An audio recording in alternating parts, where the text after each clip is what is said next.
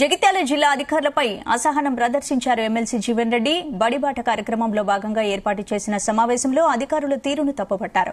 పాఠశాల పునఃప్రారంభం సమావేశంలో రాష్ట్ర గీతం ఎందుకు ఆలపించలేదని ప్రశ్నించారు. ఎమ్మెల్సీ సూచనతో రాష్ట్ర గీతాన్ని ఆలపించి ప్రార్థించి గౌరవించారు.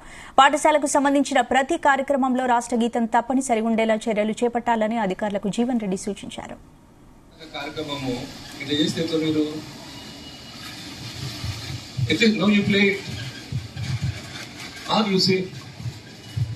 పాఠశాల ఆరంభంలో ఏదైతుందో విధిగా ప్రతినిత్యం ఏదైతుందో ఈ జయ జయ తెలంగాణ గీతాన్ని ఆలపింపజేసి మనం కార్యక్రమాన్ని ఆరంభించేసుకోవాలి.